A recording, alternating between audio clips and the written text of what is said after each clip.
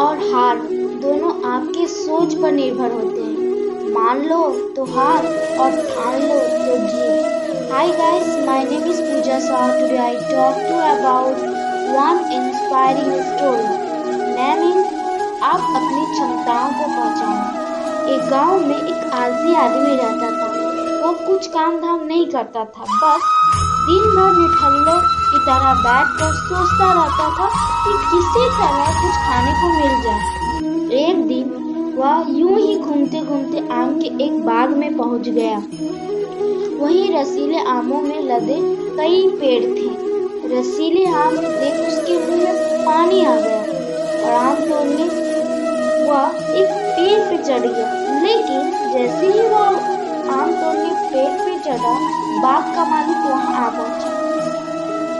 बाग के मालिक को देख आलसी आदमी डर गया और जैसे तैसे पेड़ से उतरा और वहां से भाग खड़ा हुआ। भागते भागते वह गांव में बाहर स्थित जंगल में जा पहुंचा। वह बुरी तरह से थका गया था, इसीलिए एक पेड़ के नीचे बैठकर सुस्ताने लगा। तभी उसकी नजर एक लोमड़ी पर पड़ी। उस लोमड़ी की टांग टूटी हुई थी और लंगड़ा कर चल रही थी।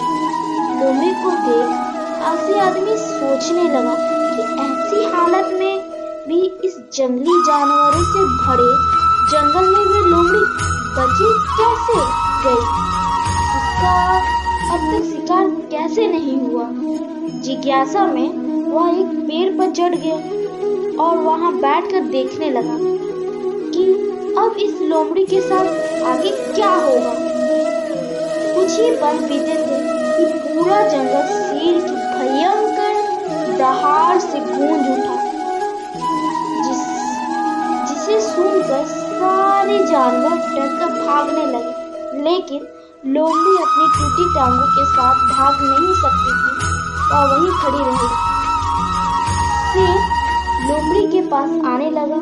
आलसी आदमी ने सोचा कि अब शेर लोमड़ी को मारकर खा जाएगा, लेकिन आगे जो हुआ वह कुछ अजीब था। शेर लोमड़ी के पास पहुंचकर खड़ा हो गया। उसके मुंह में मांस का टुकड़ा था, जिसे उसने लोमड़ी के सामने गिरा दिया। लोमड़ी बुद्धिमान शांति से मांस के टुकड़े को खाने लगा। थोड़ी देर बाद शेर वहां से चला गया। यह घटना देख आलसी आदमी सोचने लगा कि भगवान सर्वोपरि है। उसने धरती के समस्त प्राणियों के लिए, चाहे वह जानवर हो इंसान हो, खाने पीने की बंदोबस्त कर रखा है। वो अपने घर लौट आए।